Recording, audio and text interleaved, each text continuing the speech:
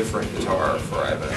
I was so interested in the Xiphos because, you know, up to now, Ibanez did some nice models, but they weren't like really Marshall metal guitars. Being a metal player myself and liking guitars of that style, well, you know, Ibanez could have something like that.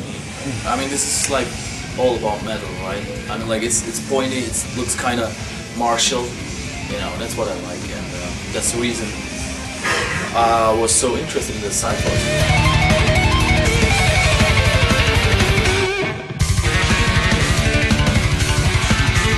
People I had in mind were death metal guitar players, thrash metal, things like that, where the music is very quick and notes have to be articulate.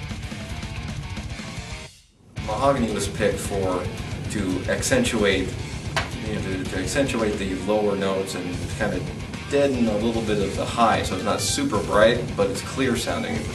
The attempt was to try and make sure that you could hear all the notes, even with a lot of gain.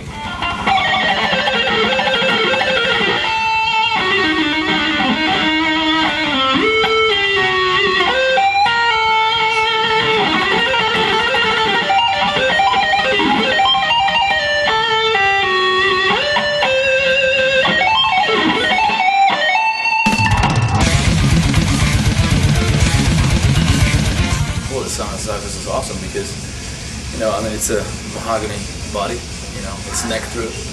I'm like, what else? I mean, ask around like metal guitarists, even if they order customs, it's mahogany, it's a maple neck, and it's a neck through, and you know, perfect. The idea behind the activator pickups was that there was a certain type of player is looking for an active pickup sound, and my first response was DiMarzio, of course, doesn't do it.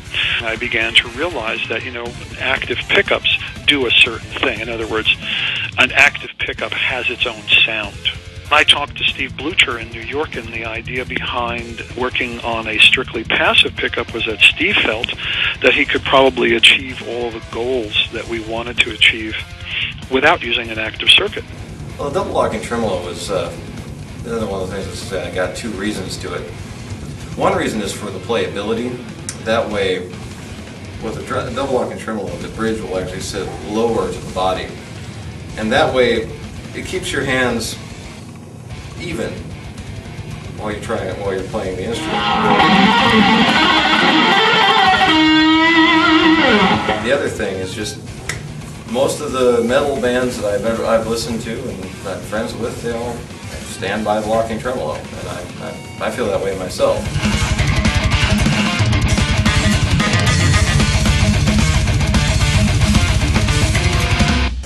If the fans that are talking about this on forums and stuff are guitarists themselves, I mean, it's of course there's a, people don't know what it is, and there's a hype, and the response has been positive. Everybody was like freaking out because the shape is so killer. That's what they say, and I think the same. I like it.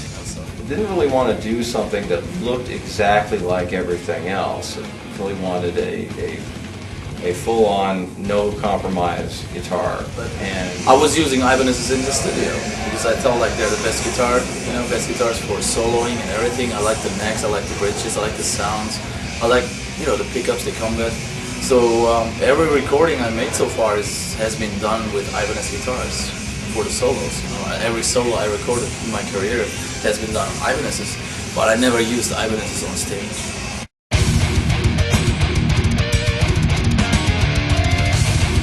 It looks Ibanez. It doesn't look like everything else, but it looks like it fits. The Xiphos gonna come out now is like perfect for me because I have the Ibanez playability, everything I like about Ibanez, and then I have the looks, so I can use the guitars in the studio and live. So I'm pretty happy about the fact the Xiphos comes out. And let's see what happens down the line.